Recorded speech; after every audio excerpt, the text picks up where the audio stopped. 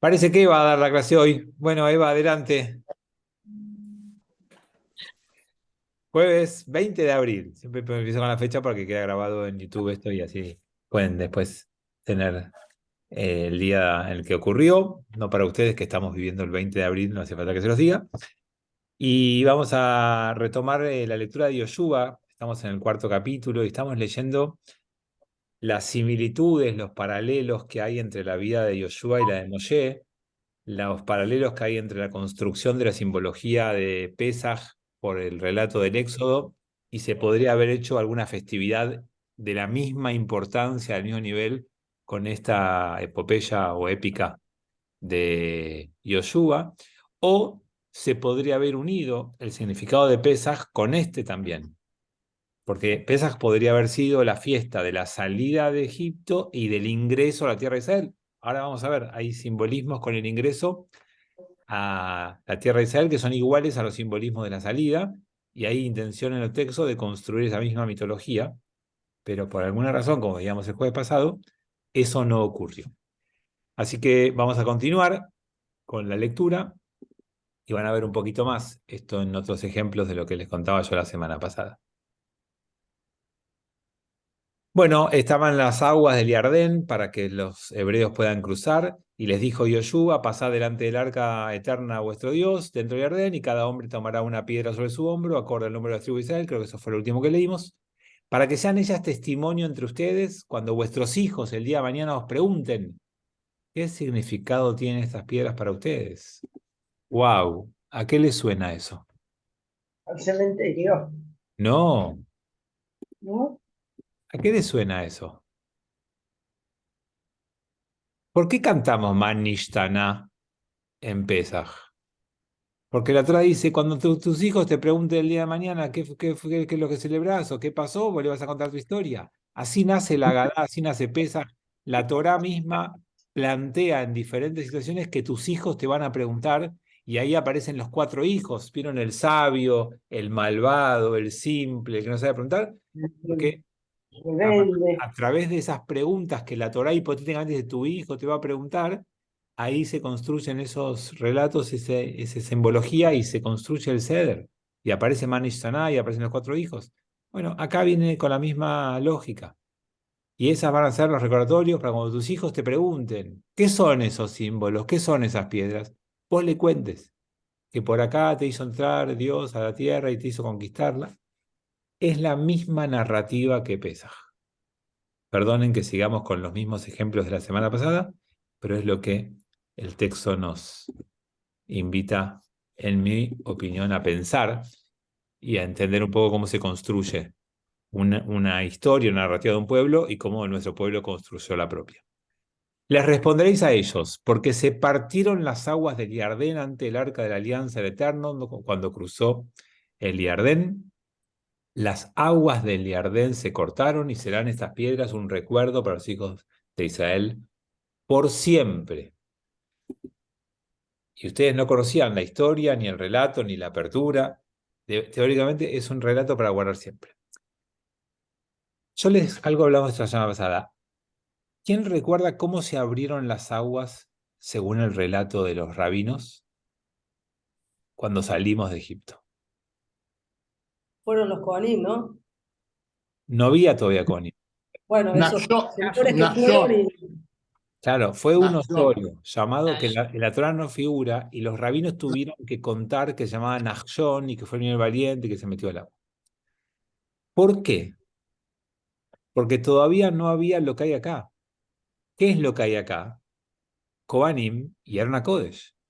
¿Cuándo aparecen los Kohanim?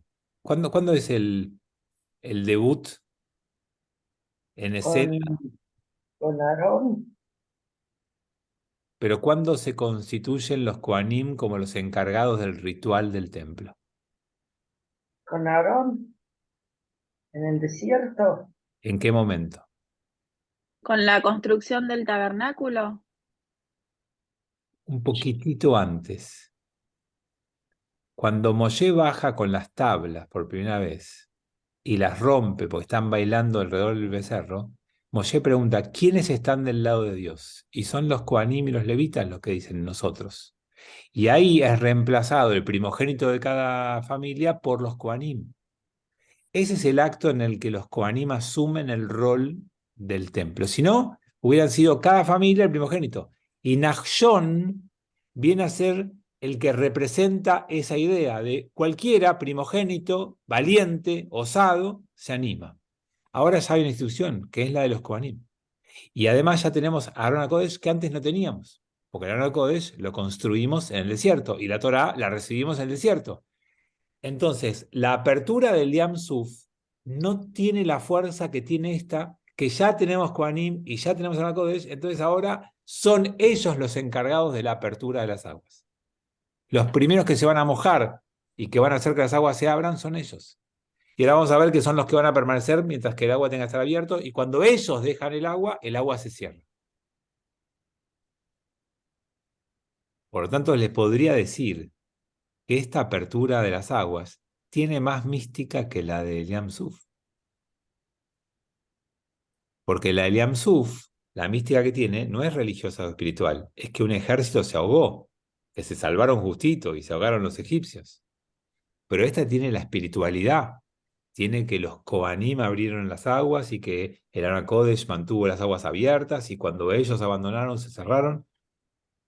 Sin embargo, todos conocemos la otra apertura y esta pasa bastante desapercibida en la historia de nuestro pueblo.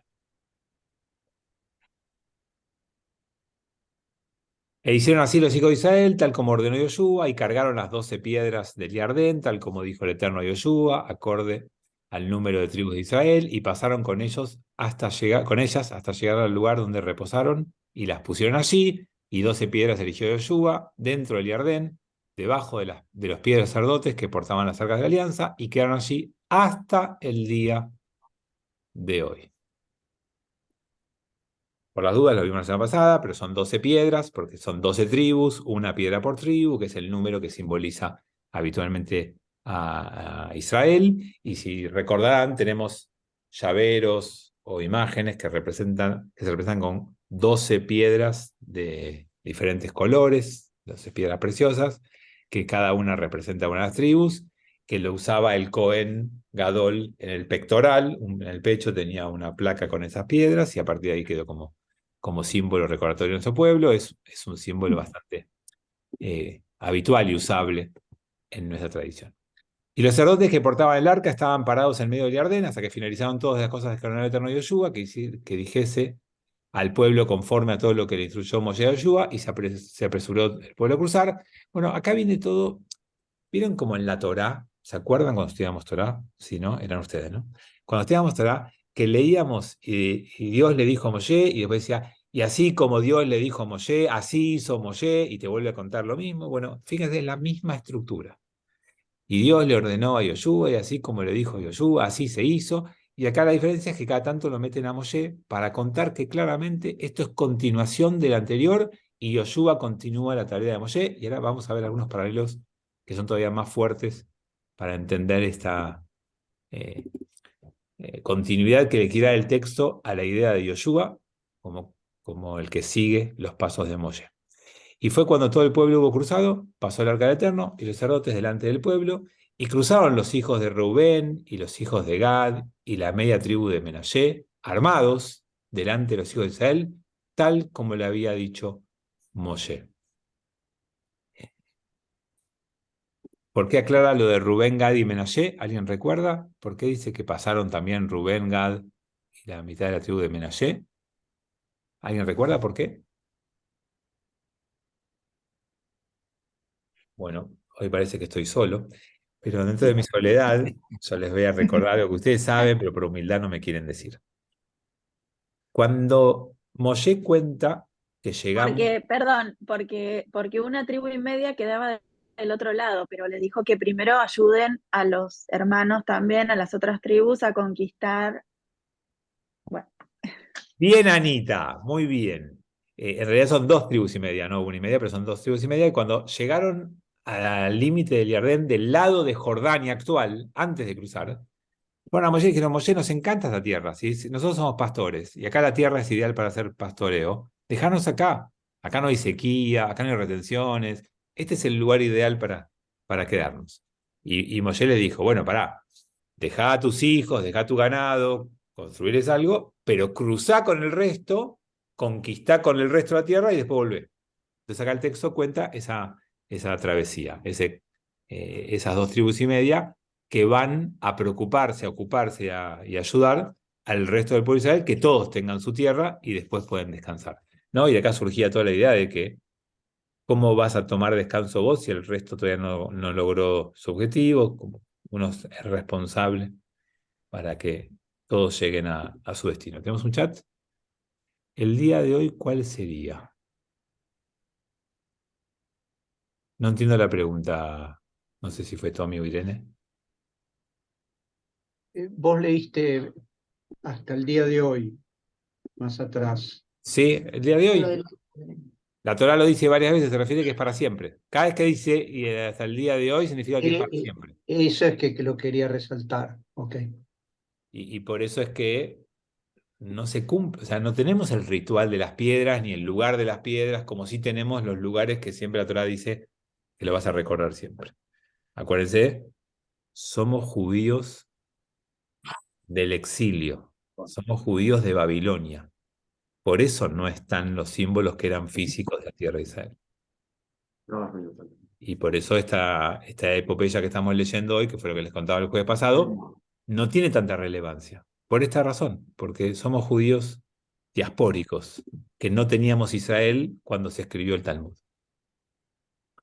Como 40.000 guerreros pasaron delante del Eterno para la guerra a la llanura de Jericó, en ese día engrandeció el Eterno Yoshua a los ojos de Israel y le temieron tal como temieron a Moshe todos los días de su vida. ¿Ven que es una cosa en paralelo y pareja? ¿Alguien sabe o recuerda qué hizo el pueblo de Israel cuando terminó de cruzar el Yam Suf? Cuando salimos de Egipto y cruzamos el Yam Suf, el mar de los juncos, mal llamado Mar Rojo. ¿Qué hicimos? ¿Cantaron y bailaron? Muy bien. Encabezados por Miriam. Miriam. Muy bien, tal cual. Eso fue lo que hicieron. ¿Y por qué ahora no? ¿Por qué ahora no hay celebración y festejo? Porque van a la guerra, amigos. Porque ahora lo que tienen por delante es complicado. Porque cruzan no para salvarse, como fue del otro lado, sino que cruzan para emprender una tarea. Entonces este no se puede llamar Yam Suf. Yam Suf era el mar del Sof. ¿Qué es Sof? No me digan liviano, blando, porque estamos hablando en inglés. Fin. El Sí, mar sin fin. El mar, no, el mar del fin. Del fin. No, no del fin todos juntos. Así ¿No? es. Fin, porque termina una etapa, porque cierra la esclavitud, porque dejamos atrás ese momento. Y ahora hay que cruzar para emprender un camino de conquista, para apropiarnos de la tierra. O sea, en la vida hay momentos donde vas a tener que atravesar situaciones para dejar algo atrás, y hay momentos donde vas a tener que atravesar una situación para empezar un desafío. Por ejemplo, cuando el bebé nace, atraviesa el canal de parto, pero lo importante no es lo que deja atrás, sino lo que se abre por delante, ¿no? Empieza una etapa de la vida. Cuando un chico se va de la casa porque creció, porque llegó a la edad de independizarse, atraviesa la puerta de la casa de los padres para emprender un desafío que es aprender a vivir sin esa protección, sin ese cuidado. Hay un montón de situaciones que se asemejan más a la entrada a la tierra de Israel que a la salida de Egipto. Y sin embargo, el relato judío por excelencia es el de la salida de los judíos de Egipto. Porque nosotros en la vida solemos pensar y decir, cuando se cierra una puerta, se abre otra. Entonces, cerrar una puerta implica estar atento a ver cuál es la que vas a abrir y en qué te vas a involucrar y cómo vas a empezar esta nueva etapa, no solamente celebrar y festejar que cerraste la otra. Y quizás esta metáfora de Yardén sea más cercana a nuestro desafío de vida cotidiana que la salida del Yam Suf. y pongamos siempre el énfasis cada vez que salgamos, que pensemos a dónde estamos entrando. Fabián, ¿por qué no se hace hincapié acá? Creo que lo habías dicho el otro día. La entrada, se hace más hincapié en la salida que en la entrada. Lo que les venía diciendo hace un ratito y la vez pasada, porque el judaísmo como lo conocemos nosotros no es de la Torá, es talmúdico. Y el Talmud se lee, se escribe, se produce, se piensa en Babilonia, en la diáspora, cuando habíamos perdido la tierra de Israel. Por eso no hay casi motivos bíblicos leídos del Talmud que realcen lo que ocurre en la tierra de Israel. No porque no hayan sido sionistas en términos anacrónicos, no existía el sionismo, pero no es porque no hayan sido sionistas, porque la herida de la pérdida de la tierra estaba muy abierta todavía. Hablar de la posesión de la tierra de Israel era echar sal a la herida. Quiero que lo entiendan, tal vez la semana pasada no les dije bien esta parte. Porque no es, yo vivo en Babilonia y no me importa Israel. No es Nueva York. Es el pueblo de Israel todavía llora la pérdida de la tierra de Israel. No le pongamos más sal a la herida. No hagamos que sea algo que sufran por carecer y poner de manifiesto que carecen de eso. Esa es para mí la idea fuerte que está atrás de esta omisión, de esto que se va dejando de lado. 15. Habla el Eterno a Yoshua diciendo: ordena a los sacerdotes portadores del arca del testimonio que salgan del Jardén, y ordené a Yoshua que salgan del Jardén, y así ocurrió que cuando los sacerdotes salieron, no estoy diciendo literal porque es como una idea muy repetitiva, y pasaron la alianza y del medio del Jardén, y entonces los pies tocaron tierra firme y regresaron las aguas a su lugar, al borde de sus orillas, y continuaron su curso como sea. Los que produjeron físicamente el milagro son los Kohanim y Aarón HaKodesh. Es eso lo que marca el relato, cosa que en el anterior no estaba explicitada de ninguna manera, porque ya tenemos estas figuras que ya ocupan un lugar importante. Yo quiero invitarlos a que recuerden, cada vez que están en la sinagoga y pasa la Torá, como la sensación de que se abre un surco donde atraviesa la Torá es la misma que uno podría pensar en cómo la Torá abrió las aguas del Jardín. La Torá fue y las aguas se abrieron y abrieron paso para que la Torá pase. Y de alguna manera cada vez que leemos la Torá, cada lunes, jueves o sábado, pasa lo mismo. Haya gente como haya en la sinagoga, cuando la persona va con la Torá, la gente va abriendo paso automáticamente y va dejando pasar a la Torá. Quizás, sin habérselo propuesto, esta imagen de este versículo generó una conciencia en nosotros que se mantiene hasta el día de hoy. Que el respeto a la Torá implica abrirte paso y dejar que la Torá pase cada vez que viene. Y esto es un poco lo que en este versículo hacen las aguas del Jardín. Y el pueblo salió del Jardín el 10 del mes de Nisán, o del primer mes del año, y acamparon en Gilgal sobre el este de Jerico.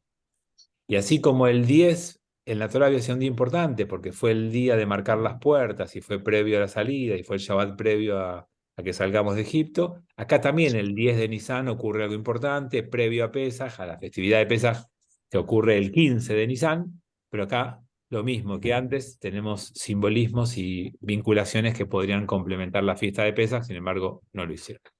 Y las 12 piedras que tomaron del Jardín las erigió Yoshua en Gilgal, y les habló a los hijos de Israel diciendo: cuando preguntaren el día de mañana a vuestros hijos, a vuestros padres, ¿qué son estas piedras? Les haréis saber a vuestros hijos que por tierra seca cruzó Israel este río Jordán. Jardín, o Jordán, mezclo los dos idiomas. Pues el Eterno vuestro Dios ha secado las aguas de Jordán delante de vosotros, hasta que habéis cruzado, tal como hizo el Eterno vuestro Dios, con el mar de los juncos, o Yamsuf, que secó delante nuestro hasta que cruzamos, para que todos los pueblos de la tierra conozcan la mano de Dios, que es poderosa, para que temáis al Eterno vuestro Dios todos los días. Todo el tiempo hay comparaciones y ideas iguales. ¿Cómo nos sacó ¿Vieron la Kiara que pusieron en Pesaj? Todos pusieron Kiara en Pesaj. Dentro de la Kiara hay una patita de pollo, un huesito. ¿Por qué ponemos Zroa? ¿Por qué ponemos ese huesito? Con brazo fuerte y nos saca de Egipto. La misma mano de acá. Veyad Hazaká ubizroa netuyá. Todo el tiempo dice allá. Y acá está esa misma yad, esa misma mano fuerte que nos sacó. Las imágenes se repiten. Yo no quiero aburrirlos, pero es así. Y por eso les planteaba la semana pasada la hipótesis. Cambiamos de capítulo. Y fue cuando escucharon todos los reyes emoritas que estaban del lado oriental del Jordán y todos los reyes kenanitas que estaban sobre la costa del mar, que el Eterno secó las aguas del Jordán delante de los hijos de Israel hasta que hubieron pasado, sus corazones desfallecieron quedando sin aliento a causa de los hijos de Israel. Este texto es muy interesante. ¿Para qué Dios obra milagros? Para despertar el amor de su pueblo y para sembrar el respeto o el temor de los demás. Es decir, que cuando construimos estos relatos y los contamos, es para inspirarnos nosotros y para que el resto pueda admirar o respetar lo que nos pasa o lo que hacemos. Sin embargo, nos pasó todo lo contrario. Cada éxito que contó el pueblo judío, en lugar de despertar el otro o temor o admiración, despertó odio. Y bueno, casualmente ayer fue Yom HaShoah y fue un día en el que dedicamos mucho tiempo a pensar en eso.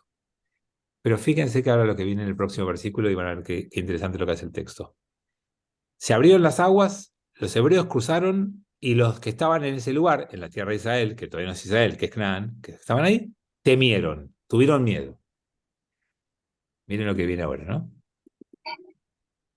En ese momento le dijo el Eterno a Yoshua, hazte cuchillos de piedra y vuelve a circuncidar a los hijos de Israel nuevamente. ¿Quiénes tenían que tener miedo? ¿Los demás o nosotros? Y algo que no me queda claro, ¿qué significa volver a circuncidar? Sí, tremendo. Me asusta, Tremendo. me Sí, asusta. claro.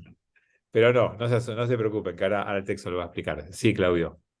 Volver a circuncidar es porque en el desierto no hubo circuncisión, es toda la nueva generación. Muy bien, ahora el texto lo va a decir explícitamente, tal cual la respuesta es la que dijo Claudio, ahora lo va a aclarar, pero esta primera lectura da miedo. Y sin embargo el texto dice que los que tuvieron miedo son los otros. Entonces, quiero dedicar un segundo a ese tema.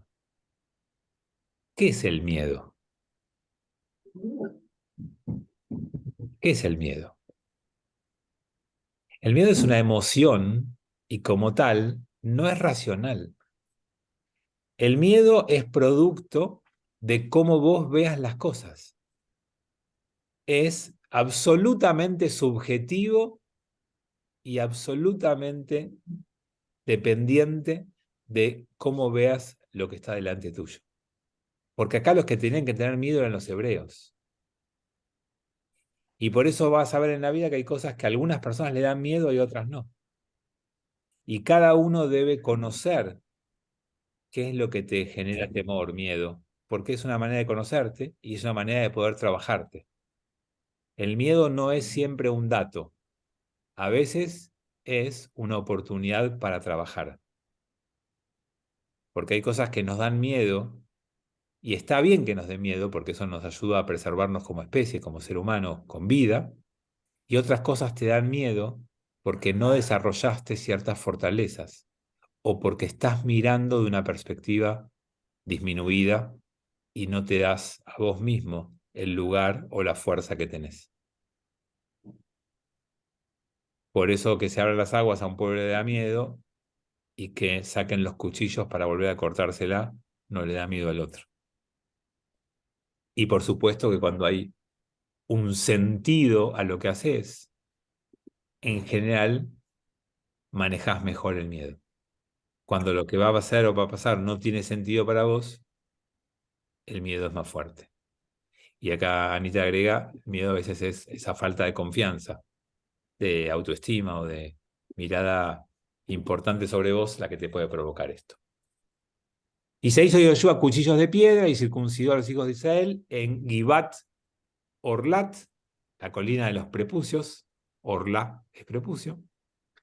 Circuncidó Yoshua a todo el pueblo que salió de Egipto, pues los hombres, todos los guerreros, murieron en el desierto, en el camino cuando salieron de Egipto, pues circuncidado estaba todo el pueblo que salió, mas todo el pueblo que nació en el desierto, en el camino cuando salieron de Egipto, no fueron circuncidados, lo que dijo Claudio antes, pues 40 años anduvieron los hijos de Israel por el desierto, hasta que falleció todo el pueblo, los hombres de guerra que habían salido de Egipto, pues no habían escuchado la voz del Eterno. Por eso les juró el Eterno que no verían la tierra que él prometió a sus padres, que nos daría a nosotros tierra que emana leche y miel. Entonces vamos a ver dos cosas. La primera es, ¿qué es la circuncisión? ¿Qué me recuerda un poquito qué es el Brit Milá, cuándo ocurre, por qué se hace? Un pacto con Dios al Bien, 8º día. ok. Brit es pacto, Milá es la circuncisión y se hace al 8º día. ¿Algo más? Ahí hay una pregunta, ¿por qué no fueron Lo circuncidados? del, perdón, lo que dijiste que tiene que pasar un Shabbat. Bueno, yo en otro curso les conté que una de las explicaciones de por qué al 8º día es que al 8º día te asegurás que todo bebé pase un Shabbat antes de ser circuncidado. Y eso es darle a todos la experiencia de pasar por la santidad antes de asumir el pacto. Como que todos debiéramos experimentar la santidad y después poder asumir el pacto. Si fuera al 7º día, podrías no pasar un Shabbat entero. Al ser el 8º día, vas a haber pasado un Shabbat antes de tu circuncisión. También la circuncisión se hizo a partir del sacrificio de Isaac. No, Pues, cuando no hubo sacrificio de Isaac, ahí Abraham circuncidó a Isaac. no. El mandato de circuncisión aparece en el capítulo 17 y Akedat Isaac, el mandato de matar a sus hijos, es el capítulo 22. Armando, no. Ok. Dios le ordena a Abraham circuncidarse él y a sus hijos antes de ese episodio. Entonces, Brit Milá es un pacto para la continuidad judía, porque es un pacto que haces con tu hijo para que tu hijo lo haga con su hijo a su vez. Es el pacto de la continuidad. Y acá pregunta Mariano, ¿por qué no se hizo en el desierto? Que lo va a contestar el texto ahora, y déjeme que lo lea porque aparte de eso vamos a aprender algo que es fundamental y que se sigue practicando hasta el día de hoy. Y a sus hijos estableció el lugar de ellos. Estos fueron los que circuncidó Yoshua, pues incircuncisos estaban, ya que no se los circuncidaba en el camino. Y fue cuando concluyó de circuncidar a todo el pueblo que reposaron cada uno en el campamento hasta que se curaron. Entonces, dicen los rabinos que en el desierto no estaban las condiciones para circuncidarse y sentirse seguros de que se iban a curar, que había peligro de no curarse. Y entonces ahí aprendemos que cuando nace un bebé, para hacerle la circuncisión, tiene que el médico garantizar que están dadas las circunstancias para que se cure. Si hay algún tipo de riesgo, por más mínimo que sea, se posterga la circuncisión hasta que no haya ningún riesgo. Y los rabinos dicen que en el desierto había riesgo de contagio y no estaba la posibilidad de reposar en tranquilidad y con limpieza y con higiene para poder circuncidar a los varones. Entonces no tuvieron problema en no hacerlo. Sí, María.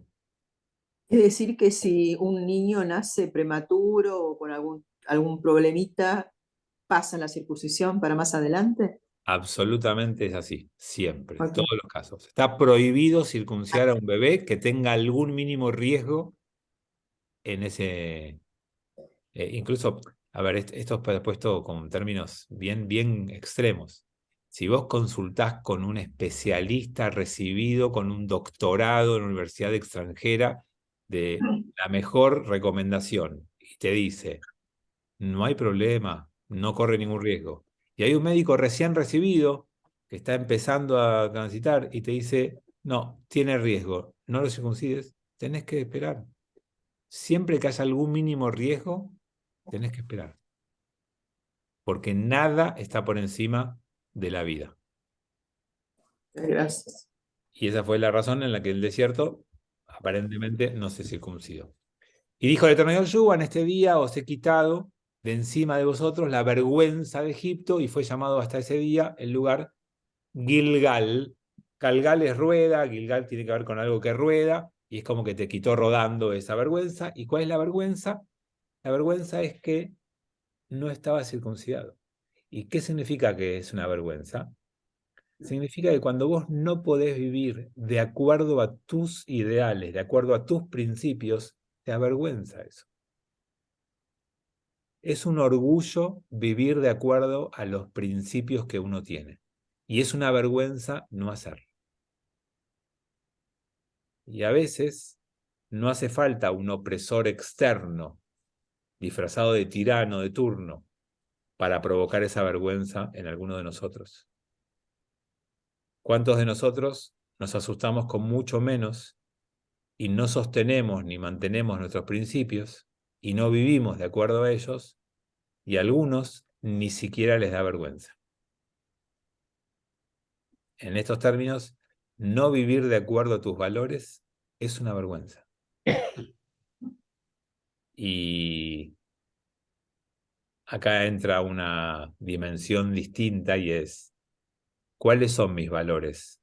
¿Los que yo construyo como para mí relevantes e importantes, o los que recibo como herencia en la tradición familiar en la que estoy o elegí estar? Bueno, cada uno tendrá que contestar esa pregunta. No hay una única respuesta. Algunos construyen su propio compendio de valores y son los que quieren sostener. Y otros se sienten herederos de una tradición de valores, ya sea familiares, religiosos de su pueblo, y se sienten obligados a sostenerlos y mantenerlos. Y a veces quien mira a uno desde el otro punto de vista no lo entiende o lo critica. Pero sepan que no es menor pensar de esa manera, que yo tengo que vivir de acuerdo a los valores, o que heredé, de lo cual pertenezco, o que construí y decidí que son los míos. De todas maneras, tenés algún tiempo, me imagino que en discutirlos, los valores que te enseñaron, podés criticarlos o ponerlos en el tapete, ¿no? ¿También o no? Bueno, Ernesto, ese juego se lo permiten algunos sí y otros no, por eso lo decía. Te voy a dar un ejemplo bien Ah, gráfico. Aquel que nace en una casa ultraortodoxa no hace ese ejercicio que vos decís. No se pregunta ni se cuestiona los valores. Con aquel que nace en una casa donde la familia impone cómo deben sus hijos pensar y lo hacen sin ningún grado de crítica ni de espíritu libertario, no hay lugar para eso. Y hay mucha gente que crece en esos ámbitos y no se pregunta y no cuestiona. Y hay otros que crecimos en ámbitos de mayor libertad y pudimos hacer el ejercicio. Pero no es un ejercicio libre totalmente. Ahí te dejo, Clau. Es complejo, porque ser hijo y nacer en una casa es someterte a ciertos autoritarismos. Nadie crece en libertad absoluta. Cuando mis padres me pusieron un nombre y me mandaron a un jardín de infantes y me mandaron a un colegio primario y me rodearon de ciertas personas y crecí en un barrio y tuve ciertas vivencias de chiquito, me marcaron para siempre. Yo después puedo hacer un trabajo de desandar esas marcas que me dejaron, pero me dejaron esas y no otras, y yo tengo que hacer un trabajo de rever esas marcas, y algunas las puedo identificar y otras las tengo adentro. ¿Cuántas cosas tenemos nosotros en nuestra manera de ser que tienen que ver con las experiencias que vivimos de chiquito y que nunca ni nos dimos cuenta? ¿Saben la cantidad de cosas que yo pienso que no son mías, sino que tienen que ver con cómo crecí, cómo me educaron? Yo les conté un ejemplo una vez, no me acuerdo si este grupo, que mis hijas me cargan porque ya lo hice muy explícito. Yo crecí en una casa donde si íbamos caminando por la calle y había un lugar con comida y no había nadie adentro, mi papá decía siempre, ahí no hay que entrar porque la comida no es fresca. Y para mí era una verdad. Y es un ejemplo tonto, ¿eh? No le cambia la vida a nadie, pero así tenemos 1000 ejemplos todos. Y cosas más profundas. Y creo que les conté, ¿fue en este grupo? Si no lo repito, o no fue en este grupo. Algunos me dicen que sí, otros me dicen que no. Claro, que algunos estaban ese día, otros no estaban, así que les pido perdón. Pero fuimos una vez en Mendoza, pasamos por la puerta de un restaurante que mi hija quería entrar, quería ir. Yo le dije, no, acá no entramos, porque no hay nadie y entonces no vamos a entrar acá. Mi hija me dijo, ¿qué tiene que ver, papá? Puede ser por un montón de razones. No, a los lugares que no hay gente no se entra. Y me convencieron y entré y pregunté y me dijeron, hace 10 minutos abrimos porque había un evento empresarial que estaba cerrado el restaurante para ellos y por eso no hay nadie. Y nos sentamos y a los 10 minutos estaba lleno el restaurante, porque era un restaurante, una cadena conocido y era raro que esté vacío.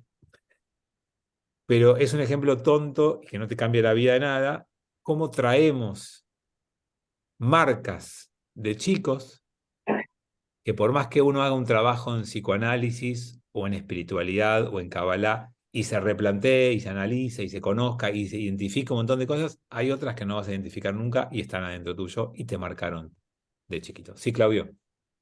Primero te voy a decir algo simpático con respecto a lo último que dijiste vos. En Punta del Este hay un restaurante que durante muchos años tenía un cartel, los primeros 20 clientes, 20% de descuento. Hacer lo tuyo. Ahora, con respecto al otro, yo decía, dentro del conservadorismo, nosotros hasta la edad de Bar Mitzvah recibimos todo por herencia, lo que hace los valores, a la moral, a la forma de vida. Quizás el Bar Mitzvah te marque un momento en que vos podés ya elegir, ¿o no es así? Desde lo discursivo, Claudio, es así, pero no es cierto, porque mis hijas cuando hicieron BAT, no las dejé elegir a qué colegio empezaban a ir a esa edad, ni si viajaban solas o no, o cómo administraban el dinero, o si venían con la familia de vacaciones o se quedaban en casa solas. No las dejo elegir. O sea, es verdad que empieza un proceso donde empiezan a tomar algunas decisiones, pero muchas otras no. Y empiezan a tomar decisiones con 12 años de papá y mamá martillándole en la cabeza un montón de conceptos. Y elegimos qué textos podían leer y cuáles no, qué amigos iban a tener y cuáles no, a qué colegio iban a ir y a qué colegio no iban a ir. Y todo eso los marcó. Entonces no se empieza de cero. Y por otro lado, en las familias tradicionalistas observantes, podés elegir, sí, podés elegir si ponete esa camisa o la otra, pero no podés elegir si comes kasher o no. Es obligatorio. Y vos creciste en esta casa y vas a comer kasher. Y andá a revelarte. No está la opción de la pregunta. No es cuando tengas 13 años vas a decidir si comes kasher o no. Una familia observante tradicionalista te educa diciendo vos estás obligado a comer kasher. Y ¿saben qué? Nosotros también tenemos algunos conceptos. Yo crecí en una casa donde me dijeron es obligatorio que tengas un título. Después mi hermano no lo cumplió, no lo mataron por eso. Pero el discurso de mi casa es, no elegís. Elegís si estudiás esta carrera o la otra. Pero estudiás, no elegís si estudiás o no. Y en mi casa se decía, vos querés ser alguien, tenés que tener un título. Y no es verdad. Vos sos alguien con o sin título. El título no te hace ser alguien. Pero yo crecí con ese discurso y me llevó mucho tiempo poder analizarlo y separarme de ese mandato. Anita. Yo quería decir también que hay personas que las preguntas le nacen. O sea, mi mamá era catequista, pero yo desde muy chiquitita tuve dudas y las preguntaba y por más que, bueno, en mi pueblo no había mucha posibilidad de conocer otra cosa, yo por lo menos no la tuve, pero yo las preguntas las seguía teniendo y las dudas seguían conmigo, aunque era la única forma de vida para mí. O sea, yo creo que hay gente que se nos da más natural el dudar de lo que viene, de lo que uno trae en su familia. No sé bien cómo explicarlo, pero por 100% más que a sí. vos te obliguen a tomar la comunión o lo que sea, y uno lo tiene que hacer, las dudas siguen estando adentro. Anita, 100% sí. pero hay algunos aspectos de tu vida que te pudiste revelar o que pudiste cuestionar o que pudiste indagar, y hay otros que no. No te puedes revelar a todo. Seguro. Entonces, Lo lo del que restaurante, hay, en mi caso, es igual que vos. bueno, digo, hay una parte de tu vida en la que creciste y te impusieron o te transmitieron y te dejaron una marca en muchos conceptos. En algunos de esos, todos nos revelamos. La adolescencia es elegir en qué te vas a revelar. Pero les quiero decir algo más ya que trajiste ese tema, porque para mí el tema de la pregunta y del cuestionamiento es clave en mi manera de ver el mundo y de entender el judaísmo. Pero no todos lo piensan igual. ¿Saben quién fue en la historia de la humanidad el que hizo de la pregunta una forma de vida? Y es una novedad del siglo XV-XVI. Será Descartes. soy el... Hasta Descartes no había un elogio de la pregunta. No estaba... Spinoza. ¿Cómo? Spinoza. No, Spinoza es posterior a Descartes, está influenciado por Descartes, Armando, por eso. El primero que abre en el pensamiento humano occidental, cristiano, en el que nosotros crecimos como cultura, y que valora como método de abordaje al pensamiento la pregunta y el cuestionamiento, es Descartes. Pero eso no significa que no haya habido primero siglos y siglos de educación sin alabanza a la pregunta y que después uno elija qué pregunta. Hay temas que no le pregunté nunca a mis padres, que los tomé como obvios y evidentes y los acepté. Y otros me rebelé o pregunté y cambié. Y por ejemplo, que yo sea rabino es rebelarme a mis padres, no es seguir el mandato paterno. O sea, para mi papá yo tenía que haber sido contador público, no rabino. Entonces, cada uno elige cómo se revela, de qué manera, qué cuestiona, pero hay un montón de cosas que traemos. Sí, Marcela. Me quedé pensando que tipo 4 años es la edad del por qué. Que los chicos preguntan mucho y ahí se les arma un mundo que tiene que ver con el mundo que te da tu entorno, tu familia en principio, y después viene la adolescencia, la pubertad, donde empezás a cuestionarte en una forma más personal, pero el primer porqué está armado de acuerdo al mundo que te enseña tu familia, tu entorno, tu contención. Claro, al darte las respuestas, te van constituyendo ese mundo y cómo hay que ver ese mundo y cómo hay que entenderlo. Por supuesto que la tecnología de hoy está haciendo crecer chicos con una cabeza distinta y con menos influencia de los padres, no sin ninguna, pero con menos influencia, porque no solamente le preguntan a mamá y papá, le preguntan a Google y le preguntan a todos sus amigos. Los chicos de edad chica tienen una interrelación con sus amigos como nunca tuvimos. Están en línea todo el tiempo, se preguntan todo, se muestran casi todo. Y eso es una diferencia enorme. Antes los papás tenían más monopolio hasta la adolescencia. Hoy tenemos menos monopolio, pero sigue teniendo influencia, peso y valor lo que hagamos con los chicos chiquitos o con los nietos, más de uno de nosotros que ya no tiene más chicos chiquitos. Pero cuando tengamos, yo tampoco tengo todavía, espero que falten unos años, pero en algún momento espero tener. Pero bueno, es interesante pensar esto de los grados de libertad y de cuestionamiento que nos permitimos o que nos permitieron. Bueno, esa fue la vergüenza. Y acompañaron a los hijos de Israel en Gilgal e hicieron el Pesaj, y acamparon. E hicieron el Pesaj en la tarde del día 14 del mes en las llanuras de Jericó y comieron del producto de la tierra al otro día de Pesaj, matzot horneadas en ese mismo día. Esta es la primera celebración de Pesaj completa que pudieron hacer desde que salieron. Y al día siguiente de que comieron de los granos de la tierra, dejó de caer el man o el maná y no volvieron a hacer man para los hijos de Israel, no volvió a haber man para los hijos de Israel, y comieron de la cosecha de la tierra de Canaán ese año. Entonces, se cierra un periodo de 40 años. Salimos de Egipto, nos entramos al desierto después de Yam Suf y empezó a caer maná.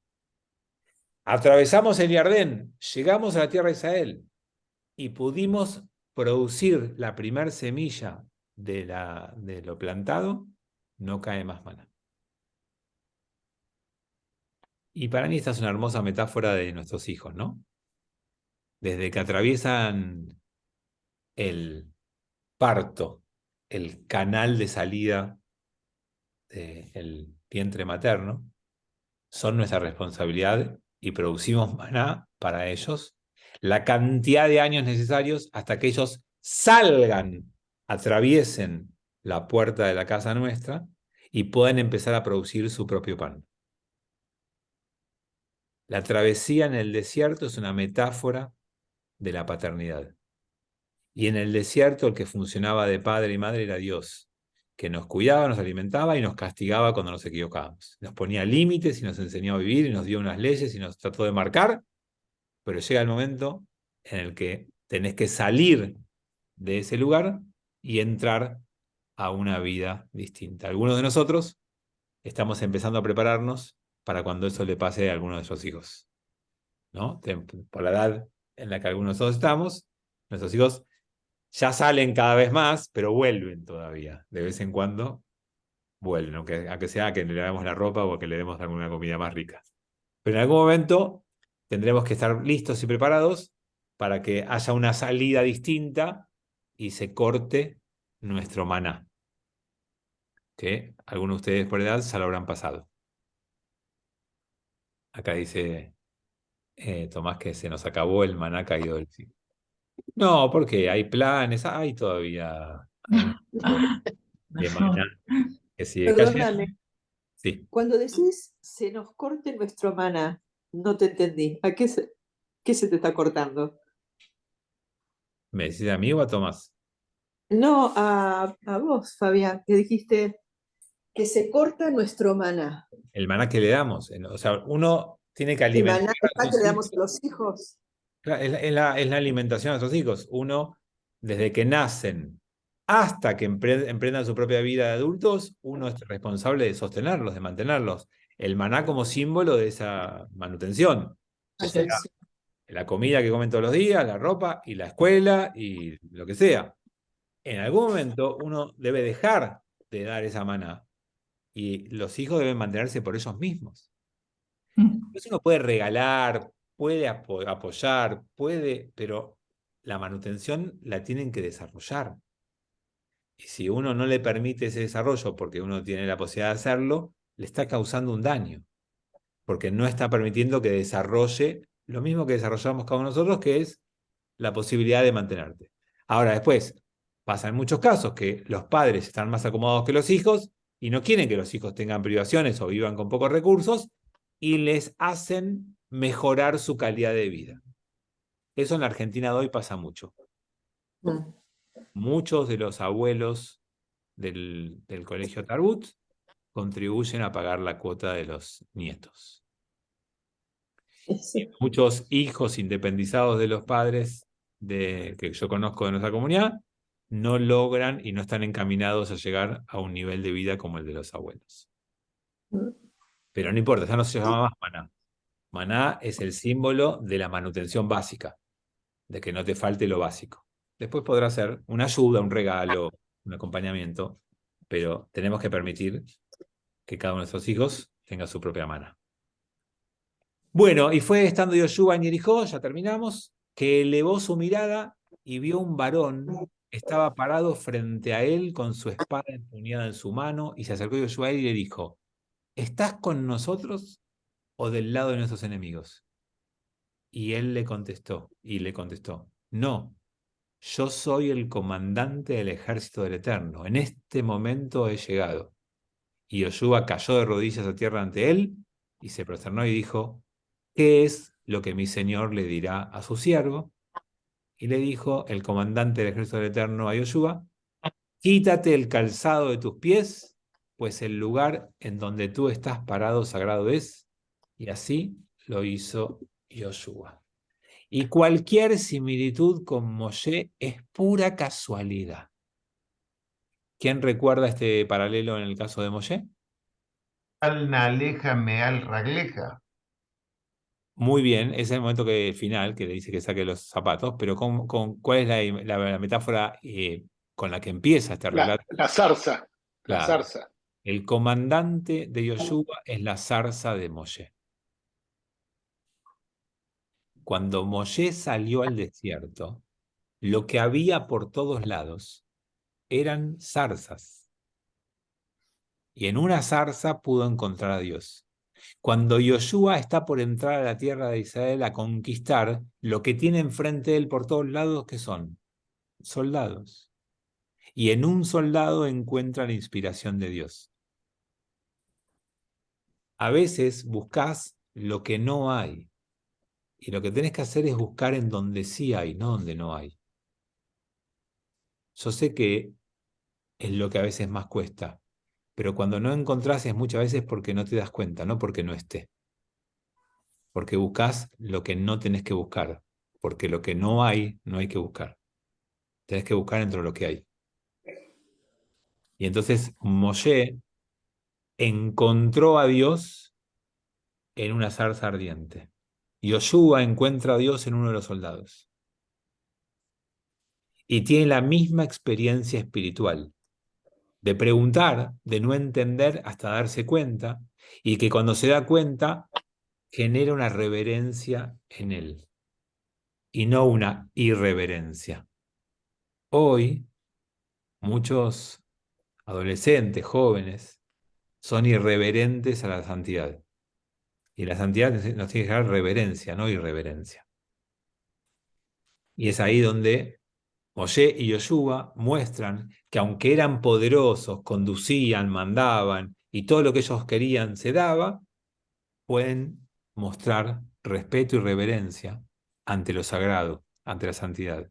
Y el símbolo que eligen con Yoshua es el mismo de Moshe, que es el que Saúl citó recién de memoria del versículo de Moshe.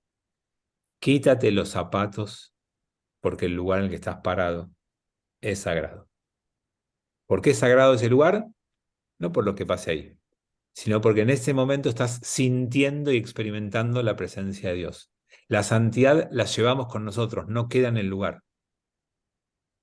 ¿Dónde fue el lugar en el que Moshe sintió esa santidad con la zarza ardiente? No lo sabemos. ¿Cuál es el lugar en donde Yoshua sintió la santidad? No lo sabemos. ¿Y por qué lo recordamos? Por experimentar la santidad, no por el lugar. Es lo que vos sentís y experimentás lo que hace sagrado ese momento. Y eso te lo llevas con vos. Por eso fuimos un pueblo que sobrevivió a toda la expulsión y a toda diáspora, porque no había lugar sagrado, lo llevabas con vos. Era el momento que lograbas. Y por eso está bueno construir con tu familia momentos sagrados y no lugares sagrados. Porque los momentos podés volver a experimentarlos cuando quieras y donde quieras. Si el lugar es el sagrado, si es tu casa, es el jardín o la mesa del living, y si las cosas van mal y tenés que venderla, ¿qué? ¿Perdiste la santidad en la familia? No. La llevas a donde sea. Es el momento y el considerar al otro sagrado lo que hace un momento sagrado y no el lugar en el cual estés hoy, que puede no ser el mismo que estés mañana. Bueno, con esto cerramos el capítulo y el encuentro de hoy. La semana que viene conquistamos Jericó. El próximo capítulo es la conquista de Jericó, así que Vamos a Jericó. vengan con armas, cascos y chaleco antibala. Shabbat shalom para mañana. Había en el desierto, Chao. ¿Cómo? Muchas gracias. ¿Alguien hizo una pregunta? había todo eso en el desierto. ¿Chaleco antibalas y eso? Sí. Claro, si con drones conquistaron. ¿No sabías? Chau. Ay, ¿te puedo hacer una Gracias. pregunta? Sí, por supuesto. Si querés dejar de grabar. ¿Querés que deje de no, te grabar? quería ¿Es una preguntar, pregunta complicada? ¿cómo Dejo de grabar. quieras?